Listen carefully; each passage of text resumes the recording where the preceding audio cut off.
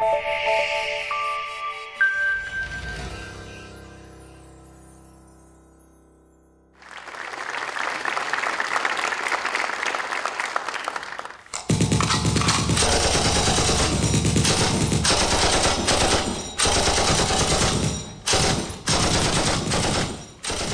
you hear those sounds?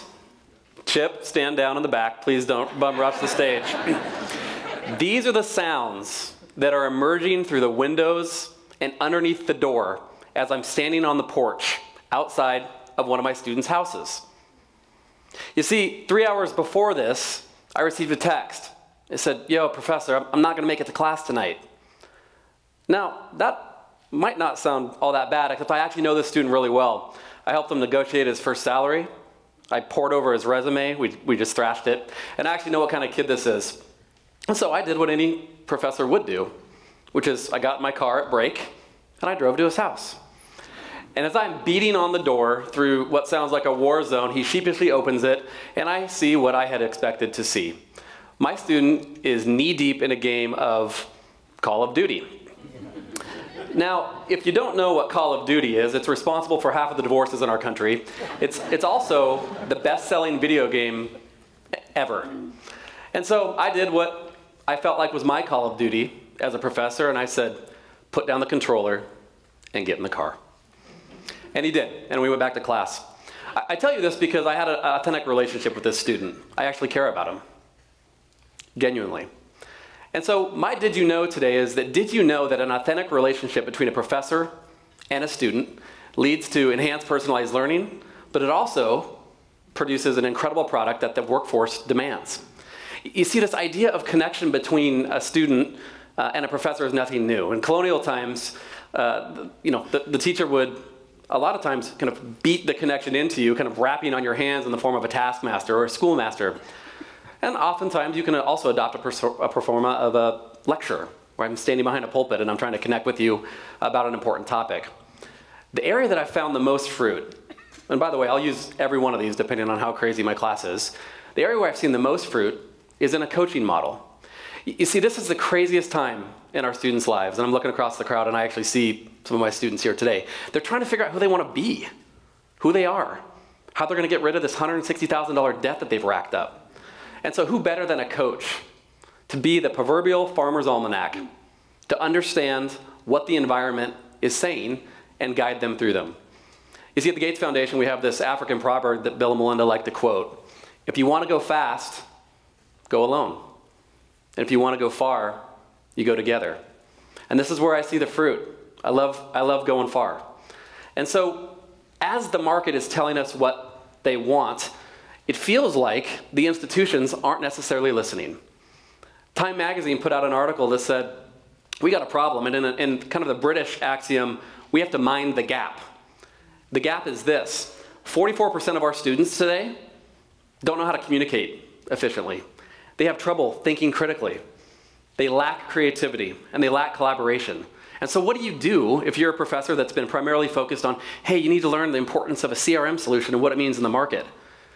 That's great, but if you can't actually articulate that, you actually have to question its effectiveness. Where I've seen incredible value in my short time teaching over the last 7 years is in these 4 areas I'd like to talk about.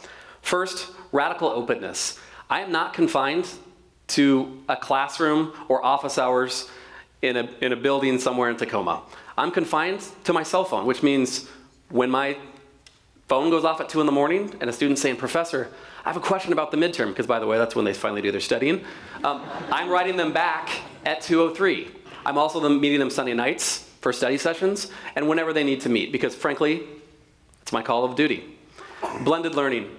We can't expect the techniques of 10 years ago to work for the students of today.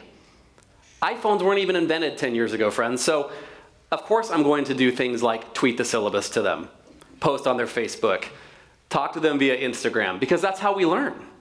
You have to meet the students where they are. Third, rapid feedback. Why would we wait until the end of a semester to find out that your class sucked? Isn't it better at the end of every class to say, hey, how was this tonight? Good? Yeah. And my students that I'm looking in the crowd, they're going, yeah, he actually does that. Because I want to know now. in the real time so I can make tweaks so that I can get an authentic connection with them. They actually feel like they're informing the content.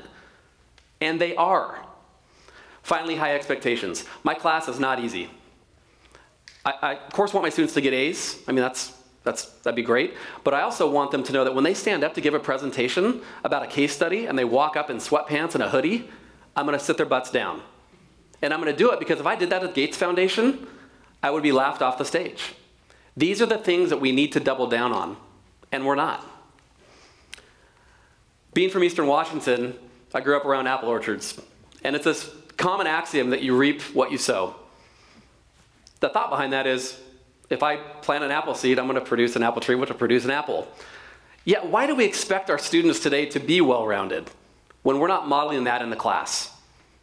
It kind of makes you question, if we're producing a crop, are we using the wrong tools, or are we using the wrong farmers? I actually think it's a blend of both. And so if we actually reap what we sow, how do we start pruning this crop for something that the market actually wants? I think there's two ways we start doing that. We start pruning through coaching, and there's two specific things we should prune. The what. These are the things that are answered by what you do, your GPA, your title. This is really where institutions spend most of their time today. And then your how. This is how you show up. Are you a listener? Are you empathetic? Do people like to work with you? You see, if we only spend time on one of these branches and we neglect the other, we get what we have today, which is a product that the market doesn't want. So I actually think we can fill this gap, and we can fill it through authentic connections. We can actually fill it through rapid feedback, through setting the bar higher, not just on the what, but on the how, so that we actually lead to enhanced personalized learning and produce a stronger workforce.